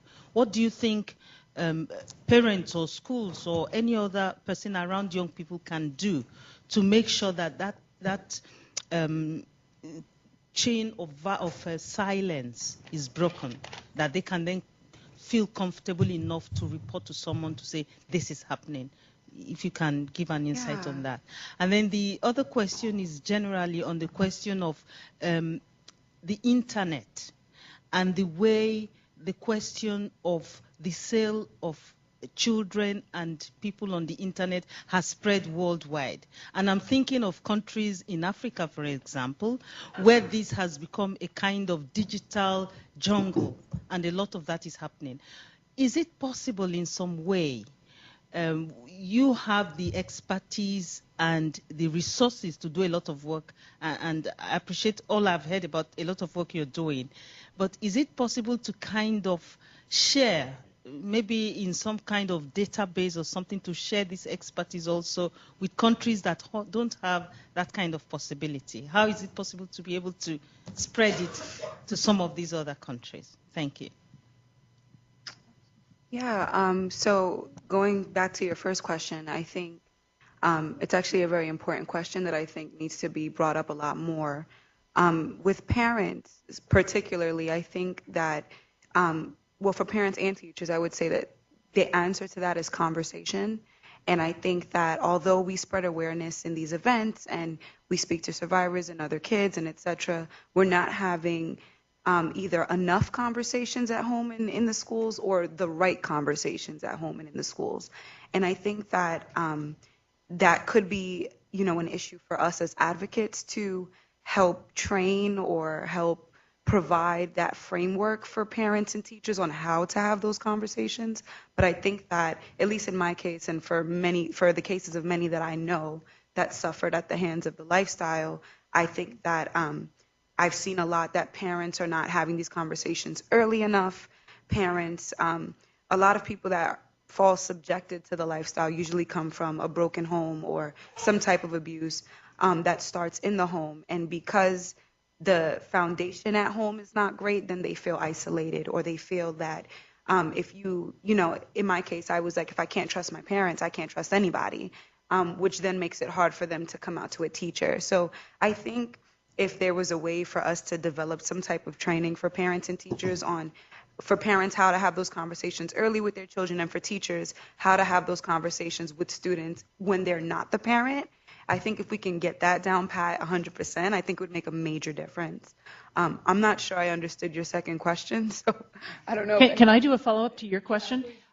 We developed very recently a tool exactly that called I Am Little Red, and we worked on it with the writer from Toy Story and the guys that won the Academy Award for Best Animated Short. The state of New York has actually announced it's the first state to use Little Red comprehensively. We have some teaching materials. We're getting it translated into other countries. What's remarkable is the FBI in Boston has begun using it in certain schools with older children and younger children, and children are self-identifying with Little Red. And this provides, again, it's only one tool, but we think that it will be an extraordinary tool because you can talk to children with animation, and it's beautifully done. And I can actually personally attest to that. So I did a workshop with a bunch of youth between the ages of 9 and 20, even though they're a little bit older than adolescents. But I actually did request a copy of I Am Little Red. I didn't know. Thank you. Okay. I did use it, and it actually,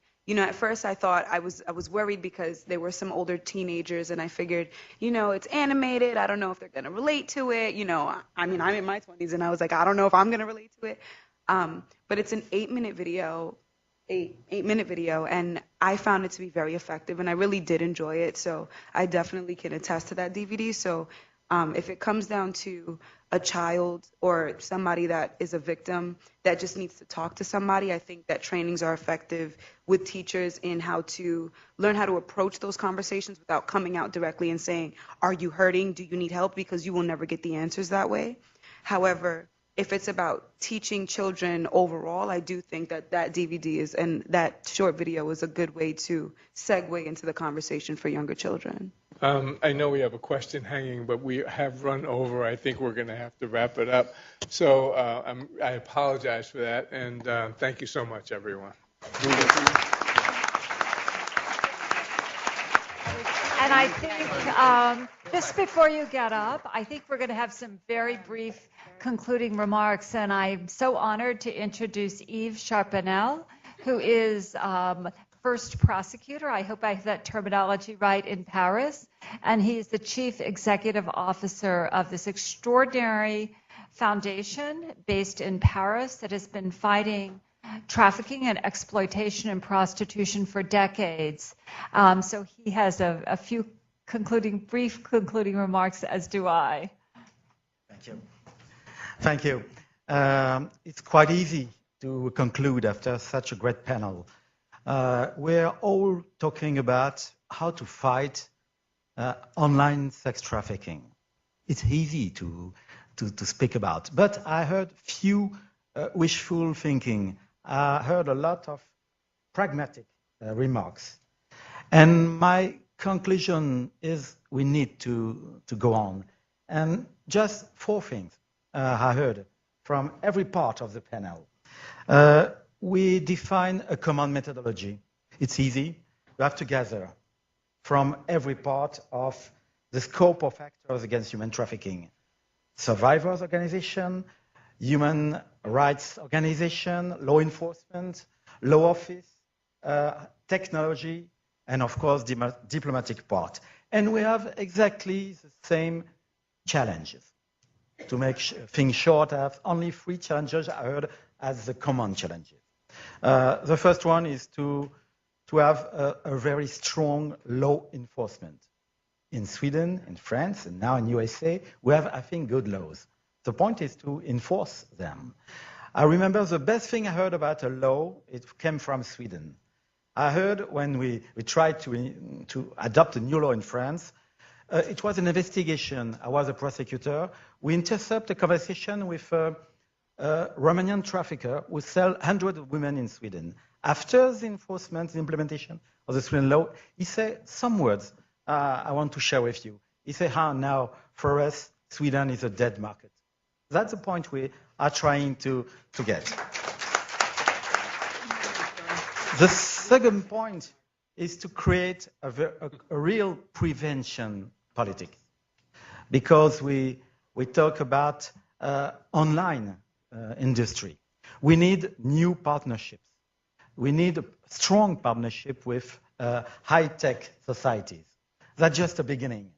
Times are changing, said your Nobel Prize winner Bob Dylan. Yes, they have changed. We have to change too, and quick. I heard everybody speaking of the urgency of action. Yes, it's an urgency. And the last point, the last challenge, maybe the most difficult one, is to raise awareness in our society.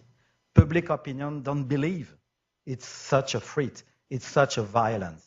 We have all our responsibility to share our experiences, our good practices, and I think due to the commitment extraordinary here of Darshan and Proskauer, we can make great improvement. We come from a low level. We have to decrease the profits of traffickers and increase their risk. That's why we are here tonight together. It's just the beginning, and I hope we have many occasions to see that it's not only words. Thank you for your commitment. And now, maybe perhaps from the American perspective, there are many lessons learned and recommendations for future action that have emerged from this extraordinary evening. And I think first is the paramount importance of survivor voices, experience, and leadership at the highest level. Melanie, you taught us this evening how sex traffickers exploit the power of the internet to traffic their victims, how their internet makes it easier, faster, and infinitely more profitable for them to carry out their criminal activity, how sex trafficking on the internet increases and normalizes the purchase of women and children for sex, actually for rape, and how online sex trafficking exponentially increases the magnitude of harm to the victims and the number of victims. The watchword for those of us in this contemporary abolitionist movement is listen to survivors. Increasingly, it is becoming the watchword for law enforcement, media, and the tech industry. We are so grateful for your powerful advocacy. Another lesson, yes, and please.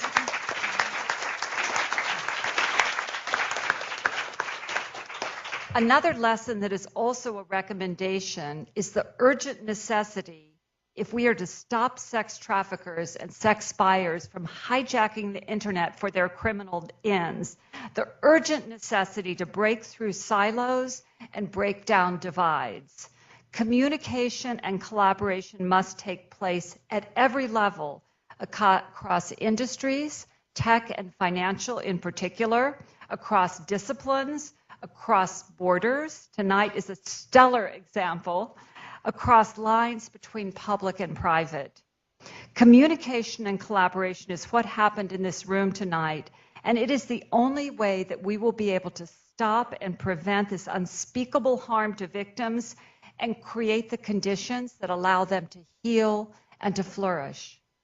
Finally, this evening demonstrates the enormous value of pro bono and public interest partnerships in effecting urgently needed social change, especially in the arena of online sex trafficking. It is not just a coincidence that this evening's forum has been convened and led by Proskauer Rose and its extraordinary pro bono partner, Bill Silverman. No law firm, yes. I think we should end the evening now while we're ahead. So, no law firm leader has been more committed and effective in building powerful, vibrant, and strategic pro bono public interest partnerships. Large law firms, Proskauer foremost among them, have been in the forefront of pro bono representation and advocacy to combat these criminal and human rights violations against the most vulnerable and marginalized amongst us. And although lawyers often get a bad rap, it is the dedicated public service of lawyers like Bill and those on our panel, District Attorney Cyrus Vance, Mary Mazzio, Val Ritchie, Ambassador Suneson, Angel Nguyen Swift, and Eve Sharpnell, that give us hope and give us a fighting chance in our David versus Goliath battle against the brutal criminal industry that reaps an estimated $150 billion a year from human trafficking. And finally, a salute to the indispensable role of the Fourth Estate in bringing the incalculable human cost of sex trafficking and sexual exploitation to the public and policymakers alike. Bob and Monique and Mary, you moved into the Fourth Estate, didn't you? Your words, images, and programs have done so much to create the awareness essential to social and legislative action and real change. And thank you so much to everyone in this audience for joining us tonight. And please use the tools that the internet provides to urge your elected officials in the U.S. Senate to support FOSTA-SESTA. Thank you so much.